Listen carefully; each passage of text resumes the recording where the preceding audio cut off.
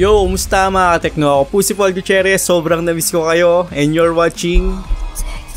So ito yung first phone na i-unbox ko sa'yo this year 2023. Alam nyo naman kung anong nangyari sa akin last week kung nakasubaybay kayo sa channel ko. About dun sa father ko, sobrang thank you sa lahat ng mga tumulong, sa mga kaibigan, sobrang thank you talaga. Hindi ko na kayo maisa-isa pa pero sobrang salamat talaga. So far, naging okay na rin yung father ko. Well anyway, meron tayong Infinix Zero 5U 2023. At sobrang ganda nito pagdating sa presyo. Sa halagang 11,999, minsan sa Shopee, makukuha lang natin to ng 10,000 o 11,000. Depende yan sa mga voucher natin. Baling makakuha tayo dito ng 8GB of RAM, 256GB of storage. Naka 120Hz na refresh rate na rin. Tapos ang pinapaganda rito, 6 nanometers yung processor nito na MediaTek Dimensity 1080 5G. So 5G connectivity na rin tong phone na to. At masabi ko na sa ganitong presyo, sulit talaga. May mga ibang features pa nga to na nagustuhan ko o yung mga hardware nito. Like yung headphone jack, meron tayong ganito. Sa selfie camera naman, may flashlight tayo rito. Na usually na hindi natin makikita sa mga ibang phone. So sa halagang yan, hindi naman napaka-perfectong phone talaga nito pagdating sa presyo niya. May mga issue pa rin ako nakita dito o naranasan sa phone na to na ibabahagi ko sa inyo maya-maya. At kung ayaw nyo bumili online at malapit lang kayo sa Festival Mall, pwede kayong pumunta sa 3rd floor at hanapin nyo lang doon yung isang kiosk ng Infinix. Makakabili na tayo agad-agad doon. Actually, may previous pa ako nakuha doon. Nakakuha ko ng headset, phone holder, at kung sasabihin nyo yung pangalan ko, bibigyan kayo ng Mobile Legends na mug. At para hindi kayo maligaw, i-PM nyo lang si Rex Villamor dito sa FB natin. So ilalagay ko yung link ng profile niya dito sa description natin. At i-PM nyo lang si Rex Villamor. Basta sabihin nyo na yung pangalan ko kung bibili kayo ng phone na to. Kung malapit kayo sa Muntinlupa, Cavite, tsaka Laguna, mabibili nyo na yung phone na to. At hindi lang Infinix yung tititinda nila, meron din sila mga Poco F4, Poco X4 GT. Bagay na bagay ito sa mga alanganin na bumili online. So PM lang natin si Mr. Rex Villamor dun sa Facebook niya para matulungan niya kayo. So quick unboxing muna tayo.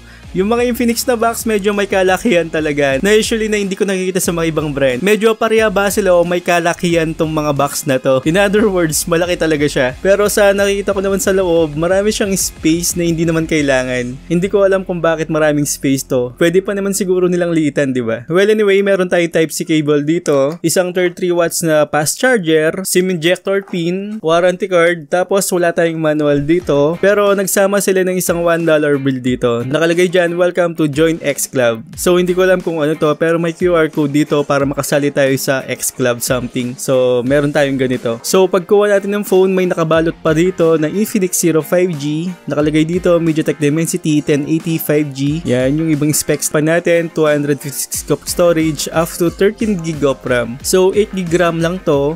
Pero may additional na bitrol RAM dito ng 5GB yata. Kaya magiging 13 siya. Pero sabi ko nga sa ibang video ko, gimmick lang to. Hindi masyadong nakakatulong yung additional RAM ng ganito. Pagdating naman sa build, nagulat ako sa build quality ng phone na to. Hindi ko in-expect na sobrang ganda ng phone na to sa presyo niya. So meron tayong color dito na coral orange at may pagka faux leather siya. Ibig sabihin ng faux leather, fake leather siya. Ibig sabihin ng faux leather, fake leather siya. At yung design, nagustuhan ko siya. Hindi siya masyadong nakakumbok yung camera module. Para siyang nakadikit talaga. May nakalagay dito 05G na medyo makintab. Yan. May texture din yung nakalagay na 05G dito. Ang isa pang nagustuhan ko dito sa back panel niya, di ba yung mga ibang phone kapag Xiaomi, Vivo, Oppo, may nakalagay na branding talaga dito. So minsan malaki pa yung mga yan. Pero dito nakalagay dyan 05G. Which is para sa akin good yun. Kaysa maglalagay pa tayo ng mga ibang logo dito. So napakalinis talaga ng likod nito. Meron tayong flash dito tapos yung tatlong camera. One thing pa yung gilid dito parang may pagka metal look siya. Pero hindi siya metal, plastic lang yung ginamit nila dito. Sa may bandang side, nandito yung power button natin, tapos slash fingerprint scanner, tapos yung volume rocker. Sa taas naman, may nakalagay dito, power by Infinix, tapos isang noise cancelling microphone. Sa baba naman, ang pinaka nagustuhan ko talaga dito yung audio jack. Diba sa ibang phone wala nang ganito, pero dito may nakalagay tayo na audio jack dito. So sa tabi niyan, meron tayong microphone, Type-C port para sa charging, tapos isang speaker lang. So yung speaker nito, hindi siya ganun kalakasan saktong-sakto lang talaga, minsan mahinahan pa nga ako. Kapag naglalaro ako, natatakpan ko pa nga siya. So hindi ako masyadong impressive dito sa speaker niya. Talagang ang downside talaga ng phone na to is mahina talaga yung speaker. Kung mahilig kayo sa mga speaker na malakas, hindi para sa inyo itong phone na to. Then sa display, meron tayong IPS LCD display with 120Hz na refresh rate. Ang downside ng 120Hz na refresh rate nito, kapag naka-activate to, mabilis malobat yung phone natin, which is kapag naglalaro tayo, minsan kailangan talaga natin yung 120Hz para ma-activate sa mga games natin. Yun nga lang talaga, mabilis siyang malobat kapag naka 120Hz na refresh rate. Tapos yung peak brightness nito, hindi siya masyado maliwanag sa arawan dahil yung peak brightness nito is nasa 500 nits lang. So keep in mind yun. Ang size ng screen niya is 6.78 inches. Ang resolution is 1080p na by 2460. So maganda yung resolution nito. Out of the box, meron na tayong Android 12 dito. Ang tawag sa OS nila is XOS 12. So meron na tayong ganun. At keep in mind din, pagkabili ng phone na to, marami siyang mga bloatwares. Kaya wag kayong magtaka kapag hindi nyo inalis yung mga bloatwares na yan, mag-run yan sa background natin. So isa-isayin lang natin na alisin, uninstall yung mga hindi natin ginagamit. Actually, marami-rami to. Isa-isayin nyo na lang kung anong pwedeng i-install dito, yung mga bloatwares dito.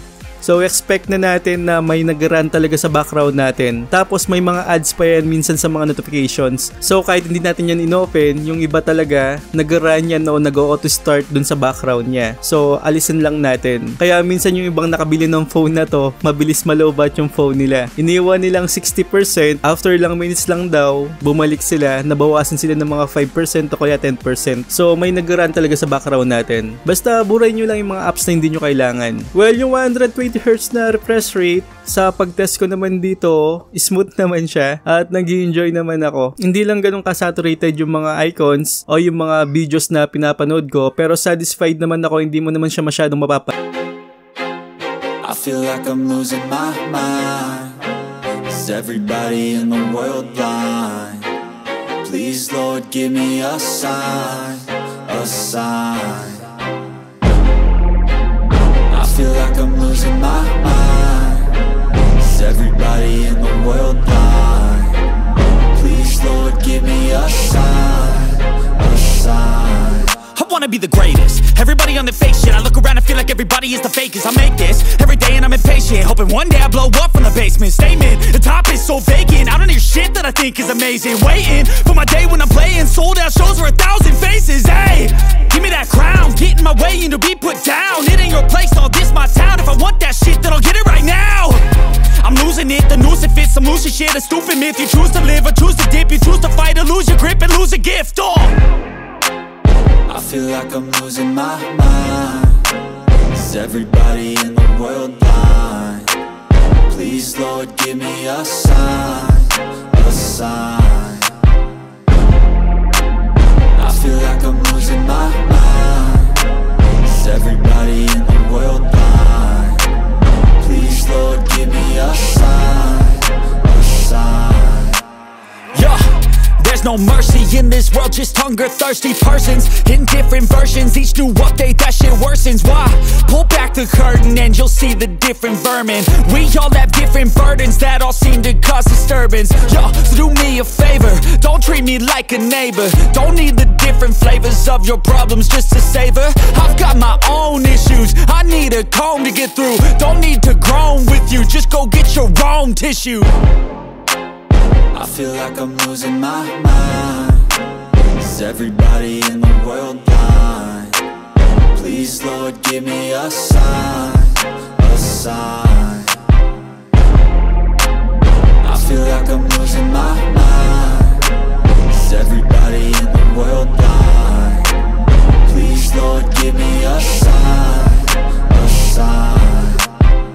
That's it, the end of the song. Next time you'll sing along. Trust me, there's nothing wrong. I just need to carry on, cause society's a myth put there to make you sit. Listen to what they give. Don't ask questions, shut your lid. Yeah, don't ask questions, shut your lid. I need to run away from this and go get off the grid. Feel like my brain is overloaded, man, I'm losing it. Don't let them tell you what to do, man, they don't know shit.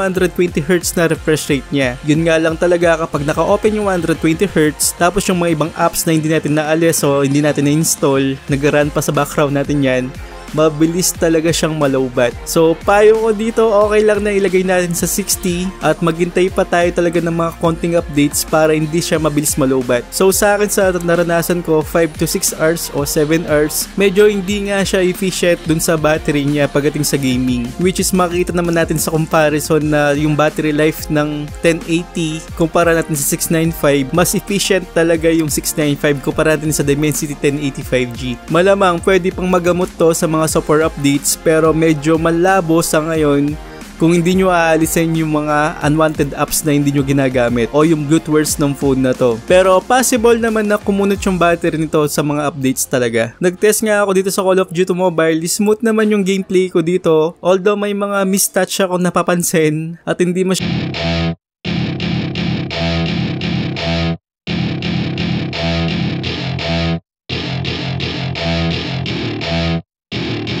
Welcome to my party, we're just getting started. A life is a dream or a nightmare scarring. Hand me a drink cause I think I'm going all in. Get me a shrink who can catch me when I'm falling. Cover up my scars, flip the handlebars, crashing in my car, wake up in a bar. I'll be a superstar, just on my avatar. This world is so bizarre, empty out the reservoir.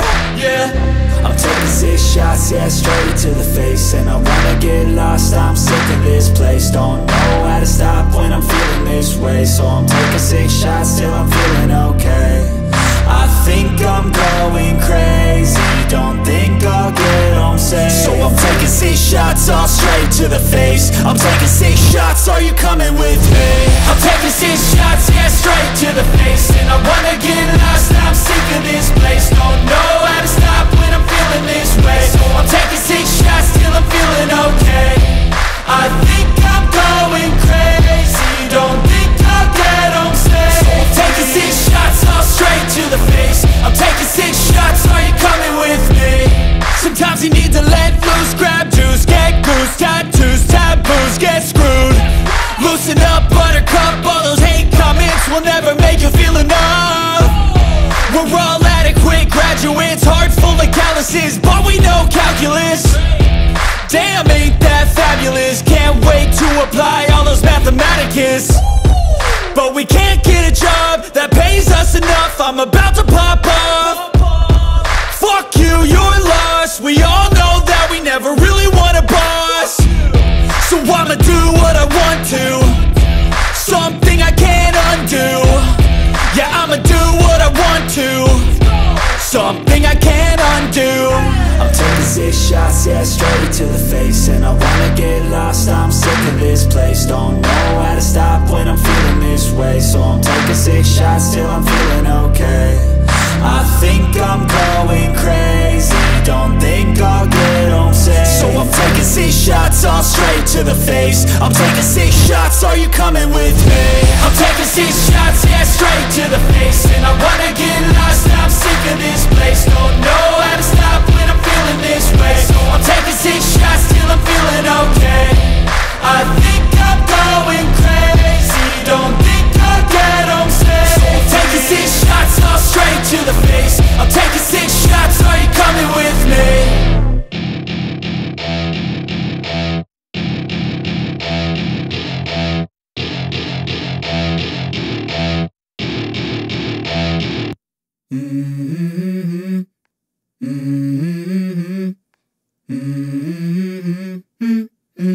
Let's go. I wake up to a little bit of drool on my pillow, feel like it's gonna be a bad day. Yeah, I'm tired of shit, and the coffee ain't hit yet, damn, ain't that great. I don't wanna go to work, cause my boss is a jerk, and I'm not even that paid. I need a change in my life, cause I don't feel alive, and there's nothing that makes me happy. Hold my beer for a minute, I'm about to quit my job, cash in for a ticket. I'm going on a trip and I don't plan to visit. I'm gonna stay there till I feel like I'm winning, and this is just the beginning. I need a big change, help me feel like living. I need a big swing, home runs I'm hitting, and I'll never look back, moving on till I get it all. And we all got dreams, we all want things. But what you gonna do for it? How you gonna move for it? What you gonna be?